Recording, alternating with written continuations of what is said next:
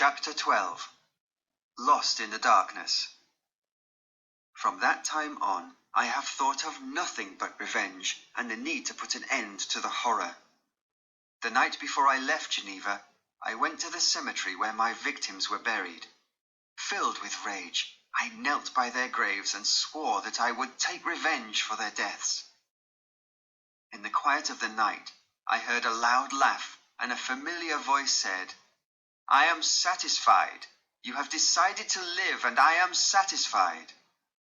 I ran towards the voice, but he was not there, and in the moonlight, I saw the giant figure running away. I pursued him, and I have been pursuing him now for many months, but he always escapes. I have followed him to France and across the Mediterranean. I saw him hide in a ship going to the Black Sea, so I sailed in the same ship, but again he escaped. I followed him to Russia, and there the peasants, terrified by his appearance, told me which route he had taken. I have traveled through rain and snow, heat and cold. I have often been exhausted, hungry and thirsty. Sometimes food was given to me, and other times I ate the meat of wild animals. Sometimes he left clues. My enemy has written mocking messages on trees and stones for me to read. This only increased my anger and made me even more determined to find him. Some weeks ago, I obtained a sledge and dogs to travel over the snow and ice more quickly. I did not know how my enemy was traveling, but I knew that I was beginning to catch up with him. When I was near the ocean, I was told he was only one day ahead of me.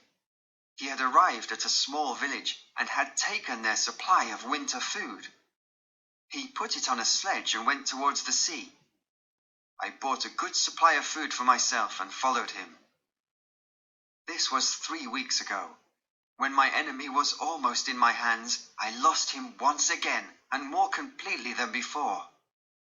There was a kind of tsunami at sea. The wind rose and the sea crashed around me with a tremendous roar. In a few minutes, there was a stormy ocean between us, and I was left floating on a piece of ice that was getting smaller and smaller. I spent many terrifying hours this way. Several of my dogs died, and I thought that my end had come. Then I saw your ship, and your men saved me. But I am dying, and I have not finished my task yet. If I die before I find him, Walton, you must promise me that he will not escape. I don't ask you to continue my hunt with all its difficulties, but if he appears to you after I am dead, promise me that he will not live. Don't listen to his words. He speaks well, and will try to persuade you to help him, but don't trust him. Remember William, Justine, Clerval, Elizabeth, and my father, and kill him for me."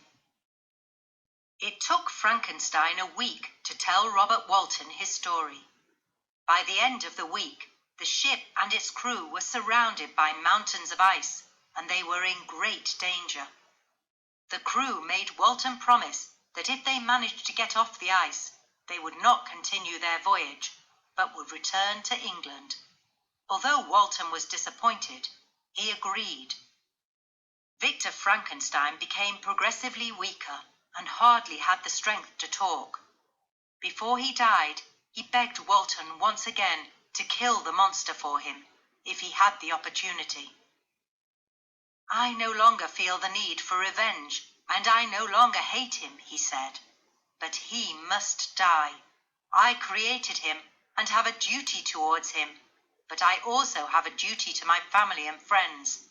I was right to refuse to create a wife for him, but he has killed the people I loved, and I don't know if his wish for revenge is over. It was my task to destroy him, and I have failed. I ask you now to finish my work for me." As he spoke, his voice became weaker and weaker, and a few hours later, Victor Frankenstein drew his last breath. Finally, he was at peace. The ice was beginning to melt, so Captain Walton and his crew started their return journey to England. One night, about midnight, Walton heard strange sounds coming from the cabin where Frankenstein still lay. The captain went into the cabin and saw a terrifying sight.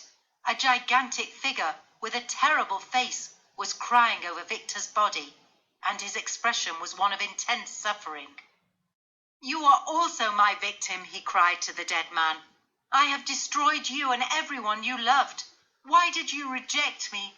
All I wanted was the company of other people and someone to love. I wanted to be happy. You refused my request, so I did what I did. But I am miserable." Walton felt some sympathy listening to the monster, but he remembered Victor's words before he died. The monster looked up and spoke to Walton. "The world has not treated me fairly. I wanted love and friendship, but everyone has rejected me. You hate me, but not those who have treated me so badly. Why don't you hate Felix, who beat me so cruelly? Why don't you hate the man who tried to kill me after I rescued his child from the lake? I know I've done terrible things. I've killed people who never harmed me, and now I've killed my creator. Don't be afraid that I will kill others. My own death is the only task that remains for me now. I will leave your ship by the same means I arrived. I will find the most northern part of the world, and I will die there. Maybe death will bring me peace." With these final words, he jumped from the cabin window onto the ice which lay close to the ship. Walton and his men watched as the huge man was carried away by the waves and lost in the darkness.